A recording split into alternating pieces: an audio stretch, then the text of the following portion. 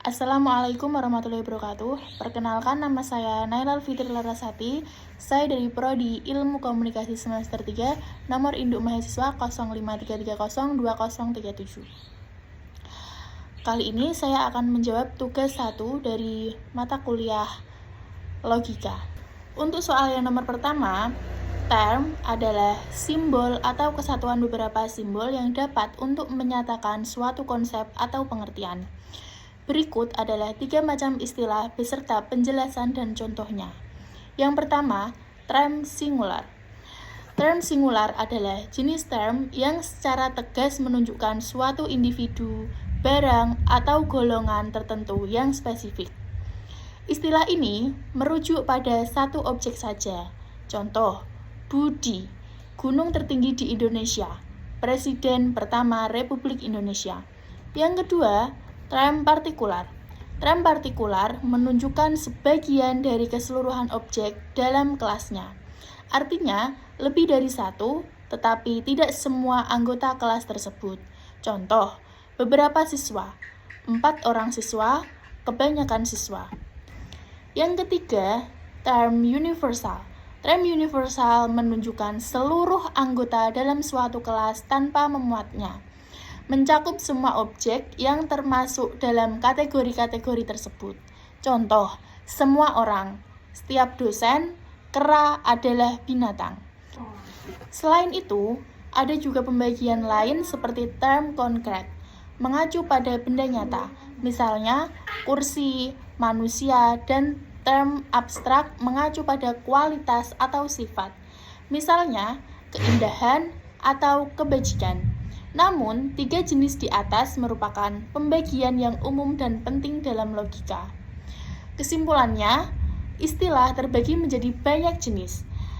Dan 3 di antaranya yang sering dibahas adalah istilah singular, partikular, dan universal, yang masing-masing menunjukkan cakupan objek yang berbeda dalam sebuah kelas atau himpunan. Untuk soal yang nomor kedua, yaitu logical fallacy atau sesat pikir, adalah kesalahan dalam penalaran yang membuat argumen menjadi tidak valid atau tidak logis. Meskipun tampak meyakinkan, berikut penjelasan dan contoh beberapa bentuk pikir yang umum. Contoh bentuk sesat pikir logical fallacy. Yang pertama ada ad hominem atau serangan pribadi.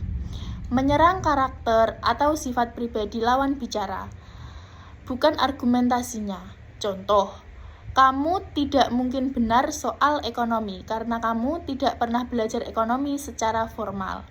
Yang kedua, Strauman atau manusia jerami, menyederhanakan atau memutarbalikkan argumen lawan agar mudah diserang. Contoh, saat seorang mengkritik infrastruktur secara berlebihan karena merusak alam, lawan langsung menuduhnya tidak menyukai pemerintah sekarang, padahal kritiknya hanya soal dampak lingkungan. Yang ketiga, dilema palsu atau dikotomi palsu, menyajikan hanya 2 pilihan ekstrem seolah tidak ada opsi lain. Contoh, kamu setuju dengan keputusan ini, atau kamu melawan kami. Yang keempat, circular reasoning atau penalaran melingkar. Argumen berputar-putar tanpa bukti kuat, hanya mengulang pernyataan awal. Contoh, Tuhan ada karena tertulis dalam kitab, dan kitab benar karena Tuhan ada. Yang kelima, post hoc atau salah sebab, menganggap hubungan sebab akibat hanya karena kejadian berurutan. Contoh, setiap kali saya membawa payung, hujan turun, jadi membawa payung menyebabkan hujan. Yang keenam, banding kepala otoritas atau banding pada otoritas, menganggap argumen benar hanya karena dikatakan oleh orang yang berkuasa tanpa bukti.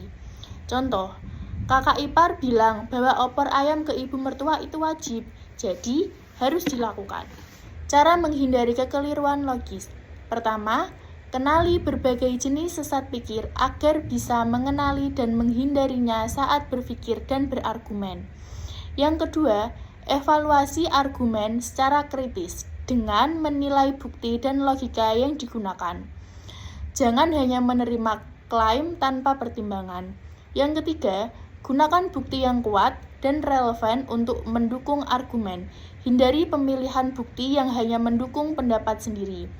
Yang keempat, jaga emosi saat berargumen agar tidak mudah terpancing menggunakan sesat pikir yang memanipulasi perasaan. Yang kelima, latihan kemampuan berpikir kritis melalui membaca, berdiskusi, dan refleksi agar lebih waspada terhadap kesalahan penalaran. Yang keenam, periksa silang argumen dengan orang lain untuk memastikan keruntutan dan kebenarannya. Yang ketujuh, dengan memahami bentuk-bentuk kekeliruan logika dan menerapkan cara-cara di atas, kita dapat berargumen secara lebih rasional dan menghindari kesalahan berpikir yang mengelilinginya.